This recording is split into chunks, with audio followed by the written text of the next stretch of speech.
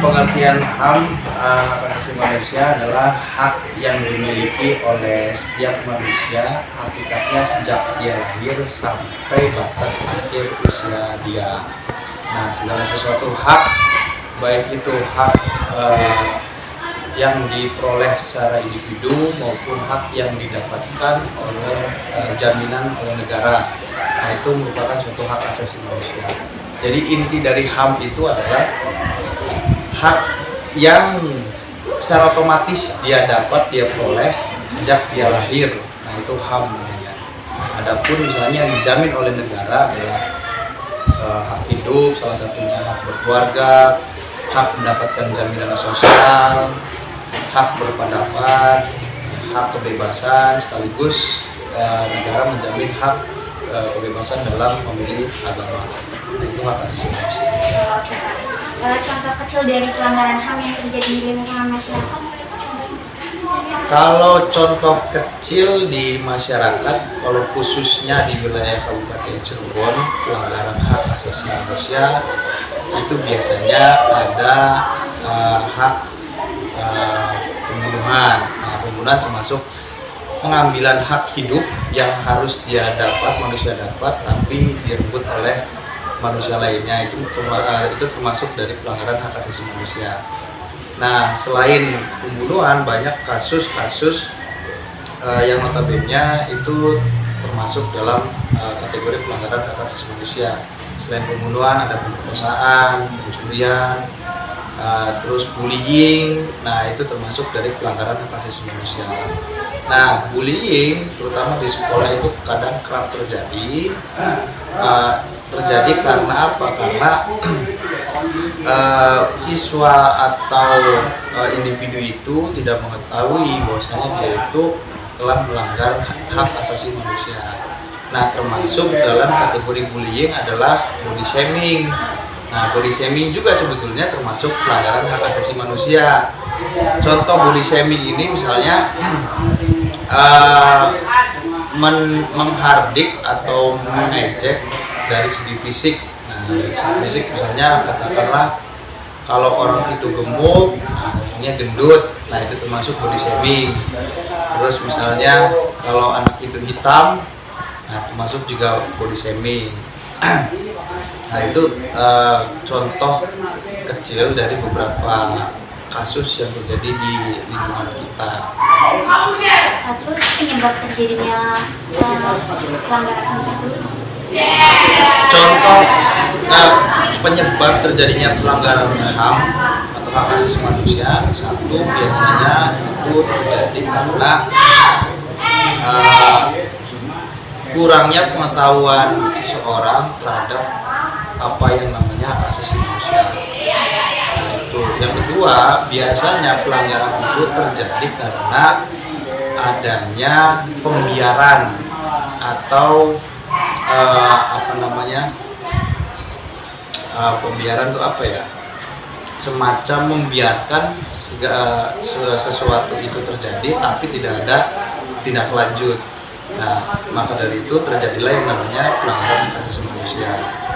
Nah, selain itu, pelanggaran hak asasi manusia itu terjadi karena adanya orang yang seolah-olah memiliki kekuasaan yang penuh atau merasa dirinya hebat. Ya, itu bisa terjadi sebagai pelanggaran hak asasi manusia. Contohnya misalnya tadi bullying. Kenapa ada bullying? Karena menganggap bahwasanya ada seseorang yang sempurna dan melihat sisi kecil kejelekan orang lain dalam segi fisik ataupun yang lainnya, itu akhirnya terjadi yang namanya pelanggaran hak asasi manusia atau bullying. Nah, di sisi lain pelanggaran hak asasi manusia itu tentu adanya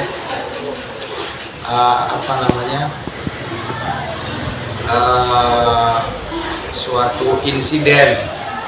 Nah, katakanlah misalnya kalau di rumahnya dia broken home, itu bisa terjadi suatu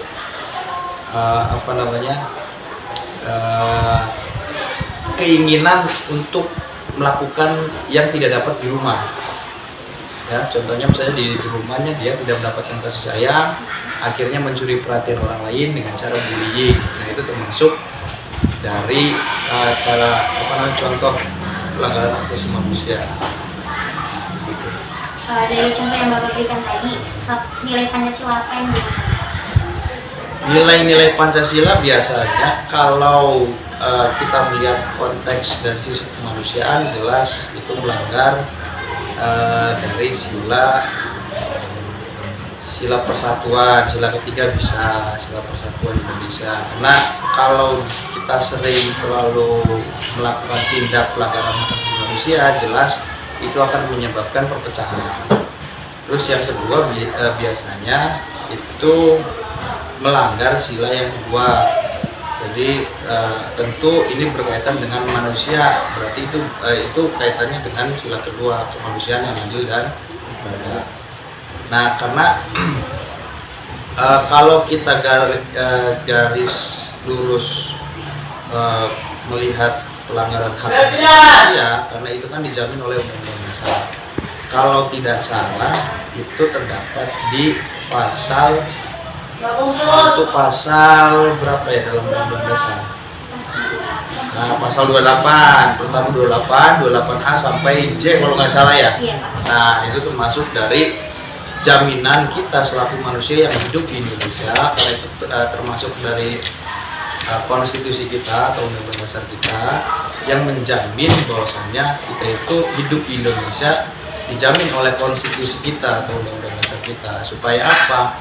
Supaya semua masyarakat di Indonesia itu segala tindak tanduknya dan segala sikapnya sudah ada jaminan oleh Undang-Undang Dasar. Dari itu kita harus menghargai Undang-Undang Dasar sebagai pedoman kita atau way of life kita, pandangan hidup yang disepakati oleh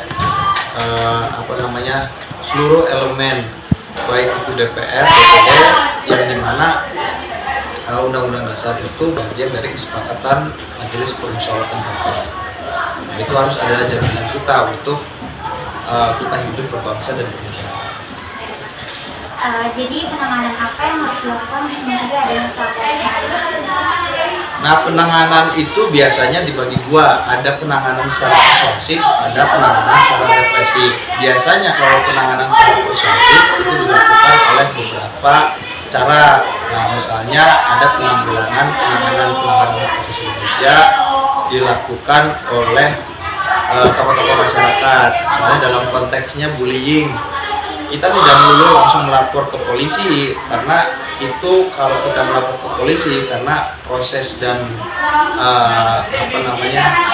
tindakannya mungkin akan memakan banyak tenaga dan biaya.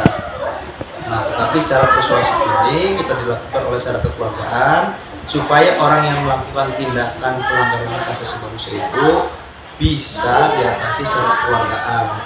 Ya, contoh misalnya bukan hanya bullying, tapi pelecehan seksual itu termasuk dari pelanggaran hak asasi manusia.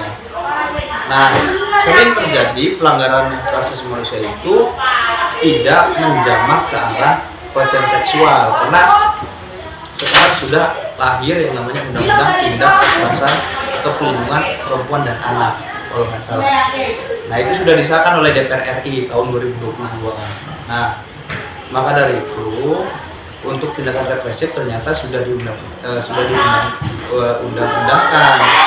Itu bagian dari jaminan kita juga kalau misalnya salah satu dari kita terjadi kasus pelecehan seksual. Nah, pelecehan seksual pun itu harus jelas, karena bukan hanya melihat pelecehan seksual itu korban hanya perempuan, tapi laki-laki pun sama. Kalau misalnya kita melihat dari beberapa perkembangan kasus yang ada di Indonesia, pelecehan seksual itu ternyata banyak juga dilakukan dari laki-laki ke laki-laki atau dari perempuan ke laki-laki. Jadi tidak melulu kita membicarakan korban adalah perempuan, tapi semua jenis tindakan seksual yang dilakukan oleh perempuan ke laki-laki atau laki-laki ke perempuan atau ke sesama jenis itu pun bagian dari tindak pelanggaran hak asasi manusia. Nah, yang kedua itu bisa dilakukan dengan cara represif. Jadi represif itu dilakukan secara penekanan yang begitu jelas arah hukumannya. Jadi kalau misalnya kita menghukum tindakan represif itu pasti arahnya ke tindak pidana.